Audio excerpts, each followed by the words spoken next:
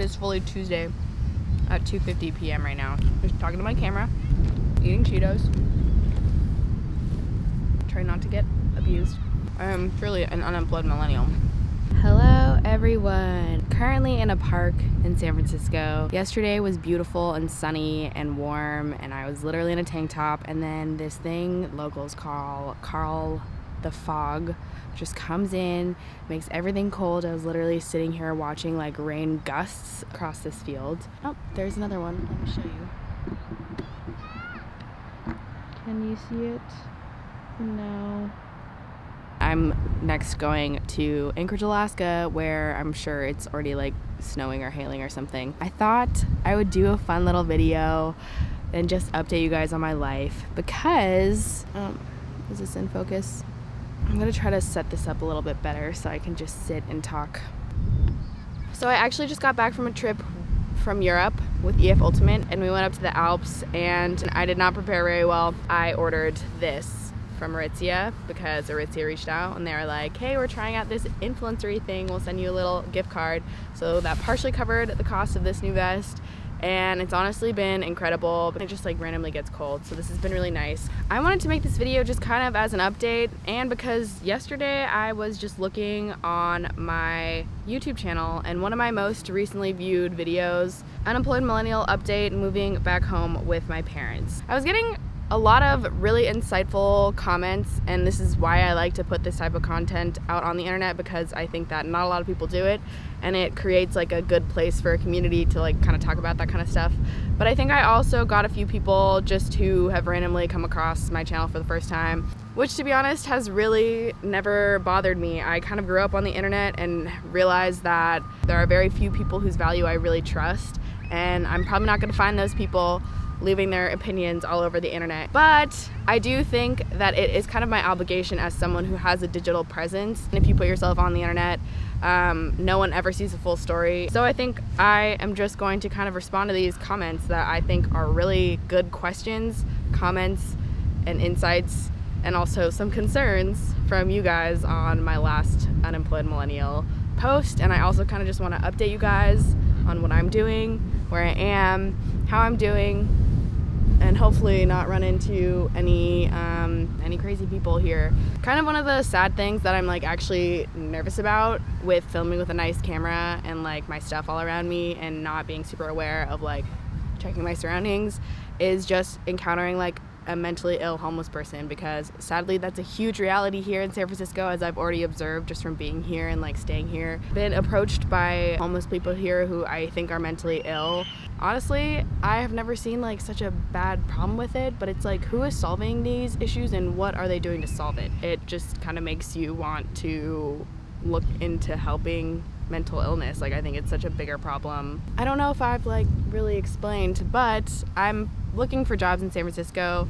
San Francisco is somewhere that I've always really romanticized. If you've been watching my channel, you know that I've just been super interested and fascinated with like startups and businesses, and pretty much all the people that I follow on Twitter are just like venture capitalists or founders of startups that are all really in Silicon Valley. I just got back from a trip to Europe with EF Ultimate, and I decided to stop back here before heading back to Alaska, where I will continue to apply to jobs. Okay, so this comment says, this just shows that despite going to the most prestigious or selective university, you aren't guaranteed a smooth transition, post-grad, or immediate success.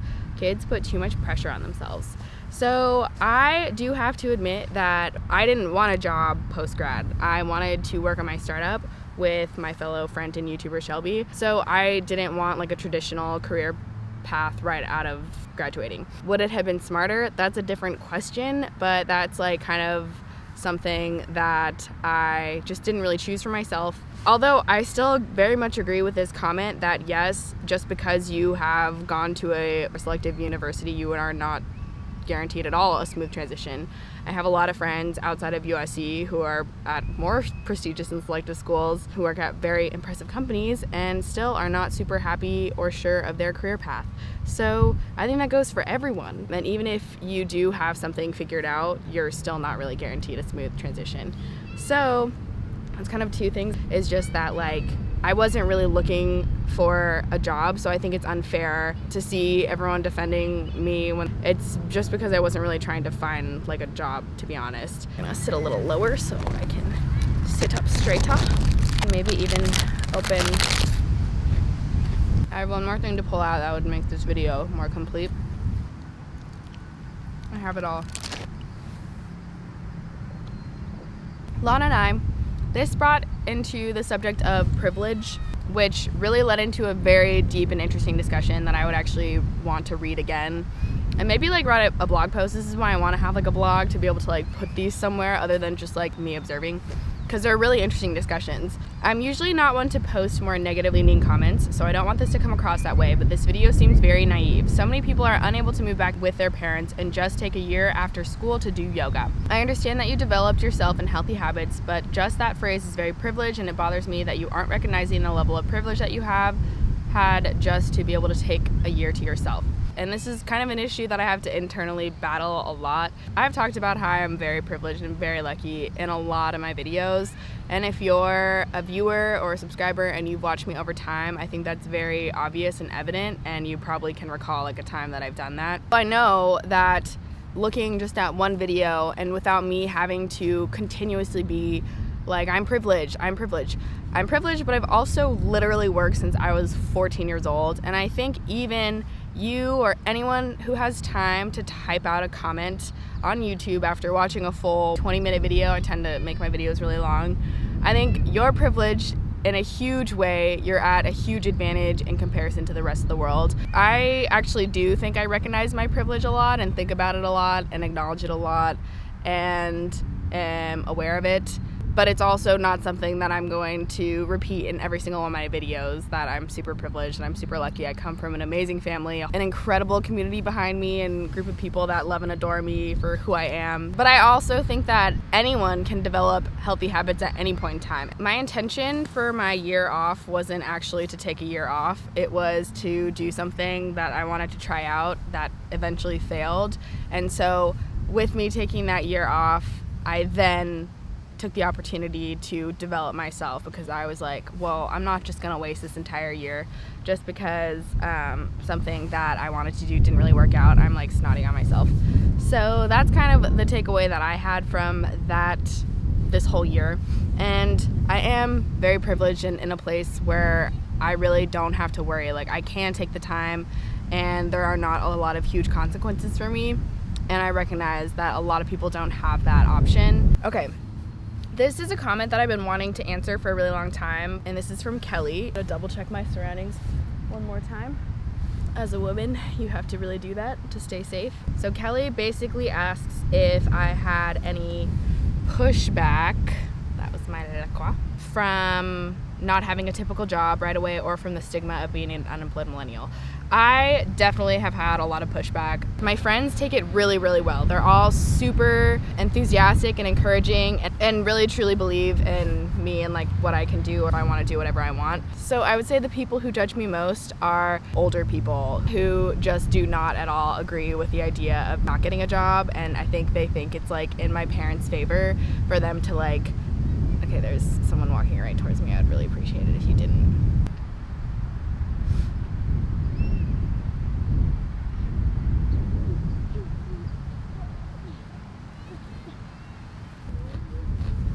Super weird. I get the most judgment from people who are like over my parents' age and who think they're doing like my parents a favor by being like, you should really get a job. It's interesting because I think my parents have cared like least about me not getting a job, which is what everyone's like biggest concern or question is. They're like, what do your parents think? My parents are really supportive of my like entrepreneurial ideas, and I think they actually probably believe in me more than I believe myself, which is like kind of what all parents do. Again, I've really been working since I was like 14 years old. I have no problem usually for my age. Like, I've always like been the person working or who's been working and who has had money from working. I'm confident that I can figure out a way to have a job, but I'm trying to be in a place where like I'm putting my ideas forth that could potentially, you know, turn into something a lot bigger for me. So that's kind of what I think they think too. So yeah, That's usually the pushback that I get. It's literally just from other adults who are like older and who think if my child was doing what you're doing, I would not want them to be doing that. But it's not really an issue for like any of the people in my life or, you know, who know me, I think, which is very encouraging. Agnes M says, LMAO, girl, I'm about to do the same goddamn thing. The adult life ain't turning out how I planned.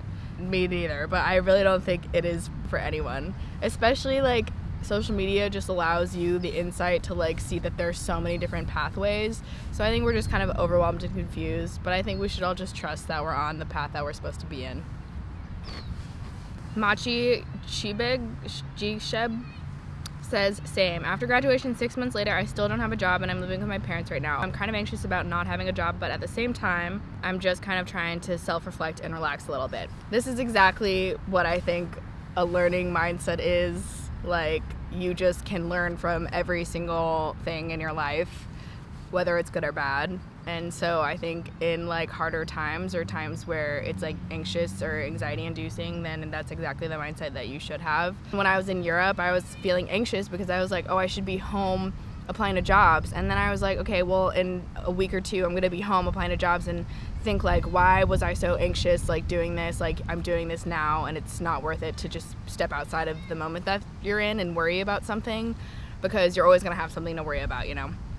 So that's also kind of how I see it. So I appreciate your comment. Melissa C says, I graduated in May 2017 and got a job right away, but still live with my parents. It's not a bad thing to do. So I actually had this conversation with a few of my friends that I went on my EF Ultimate trip with about living like with parents, and it's really interesting because everyone has like such a different dynamic with their parents. I had a friend tell me that when she was staying at home with her parents, she didn't even see her parents because they were all on a completely different schedule, where other people, their parents are very like there and prevalent, and I'm close with my parents and I see them a lot when I'm staying with them. So I think that it is a really, really smart thing to do. It's a really great way to save money if you're able to, and I think it's different for everyone, and people still have struggles with it, how to learn or relearn to live with someone, or to have like kind of new, you know, freedoms or limitations. It has a lot of pros and cons. I always try to prioritize spending as much time with like the people that I love as possible, which I'm proud of, and my relationships are like a really important part of my life. There is this blog post by Tim Urban, The Tail End, says that by the time you leave for high school or for college, when you graduate high school, you'll have spent like 90% of the time that you'll ever spend with your parents already. And for me, that's like so incredibly sad. I'll link it down below if you haven't read it and, you know, don't spend a lot of time with your parents. It could be like kind of life-changing, I think. But I think that's going to be it for this little Unemployed Millennial update. It's October, Tuesday. I'm trying to get a job by the end of this year, and I will probably do an updated video like when I'm really in the thick of applying to things. I've already applied to like a few things, but I really just am going to go home and focus on that. So until then, I'm going to enjoy my last day here, go to yoga here with boyfriend. Follow me on Instagram. I will link all my socials below. Thumbs up this video, and leave your thoughts, your comments, your questions, and I'll talk to you guys later. Bye!